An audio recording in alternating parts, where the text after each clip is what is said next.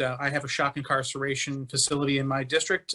It's done a good job. It lowers the rate of recidivism. I only wish that as a state we would embrace this because I think it would be better for all as far as restorative justice. But I want to expand a little bit on what Senator Griffel had to say. As a former county executive and a current business owner, let me share some information with you that troubles me. In 2017, assaults on staff were 799. In 2021, that number jumped to 1,173. That's a 47% increase. You yourself has said we've had a record low population, 50% drop in population. So when you look at it as a percentage of the actual inmate population, that's like more than a doubling. At the same time, the assault on inmates are up. Well, they were down slightly, but again, you have half the population you had.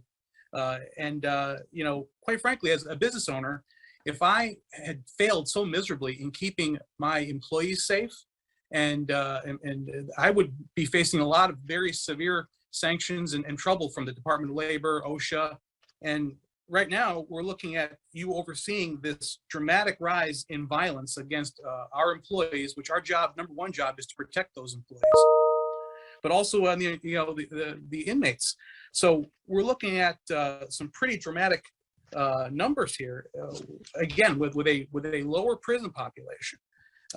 And if you want to know why morale isn't good, I mean, I know you say you're not sure, but I can tell you because I've spoken to corrections officers, I've spoken to the skilled tradespeople, some of whom lost their jobs because they refused to get a vaccine, while you went out and bought McDonald's to try and encourage inmates to get the vaccines and had no vaccine requirement for people that are visiting those inmates.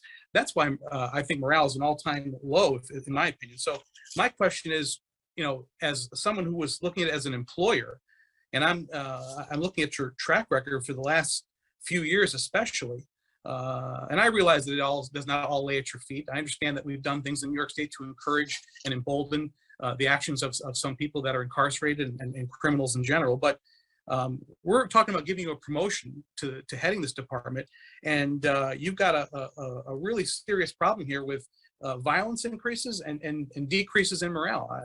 I guess a simple question: why should we believe that something different is going to happen now that you're getting this promotion? Well, Senator, a lot of things. First of all, one of the ways to address violence is to increase the technology, which we've spent millions on and continuing to expand. When you invest millions into a fixed camera system, it has a positive effect.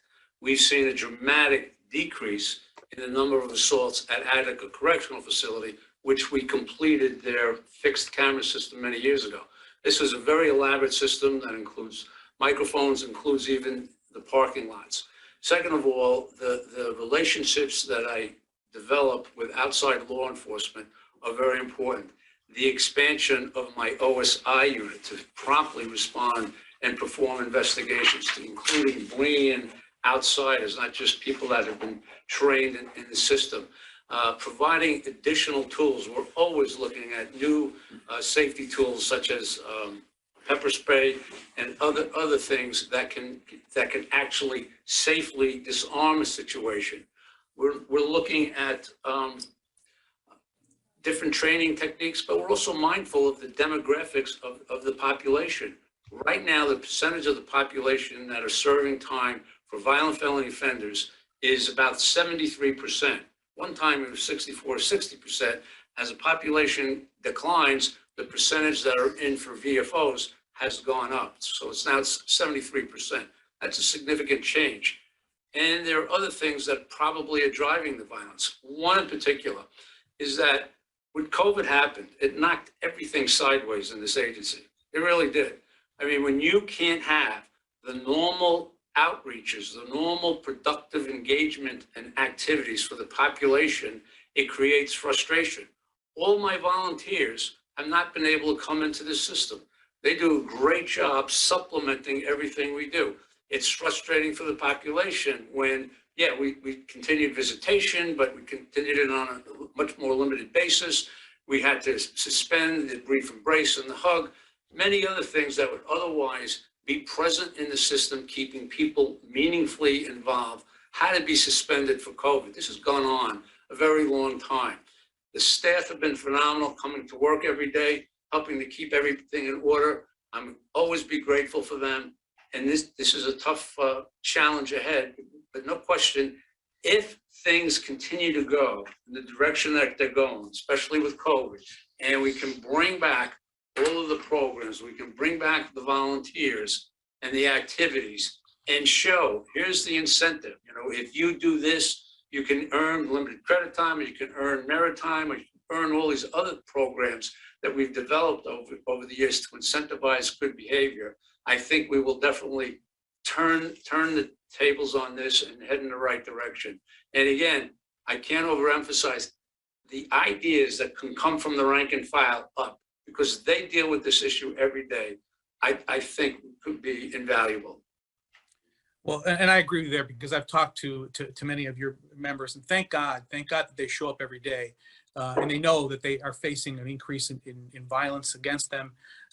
So I have concerns. Let me shift my question now to the economics behind prison closures. As you're well aware, the Gowanda Correctional Facility was closed. We were told that there was a X dollar amount savings for that closure, and yet, to my knowledge, the best of my knowledge, the folks in Gowanda that foiled the information which you supposedly used to determine that savings was never supplied. So, you know, it makes one think that this is more political than it is economic as to how these prison closures have been chosen. Where are the savings, and why is it such a difficult time in what should be the information right at your fingertips to be shared with us as to the economics of these particular closures? We should be able to get that information if that's the information that was used to determine which facilities were going to be closed, right?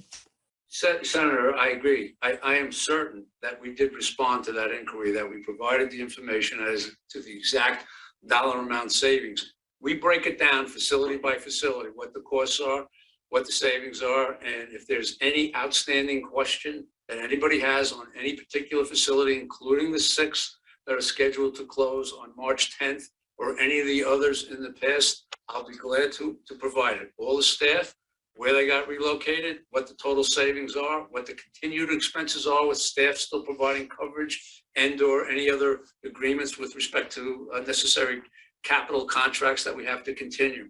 So we've provided that information on Gowanda, I'm certain of it. All right. Thank you for that. My last question is, you know, as far as I know, the law calls for a 1-year period of time in closing a facility, and your predecessor somehow, no, excuse me, your former boss, excuse me, somehow moved that to 90 days. How is that? I mean, how is that allowed, I guess, is the first question. And is your new boss, Governor Hochul, also in favor of these rapid closures that don't follow the proper due diligence procedures that were outlined? Senator, first of all, the way it worked was because the legislature enacted a budget that said, notwithstanding the provisions of Correction Law Section 79 A and B, the department is hereby authorized to close prisons as deemed appropriate within a 90-day period. And this fiscal year, I can tell you, there are no closures contemplated. I wouldn't presume to speak for the governor on beyond what I've already said. Okay. All right. Thank you very much.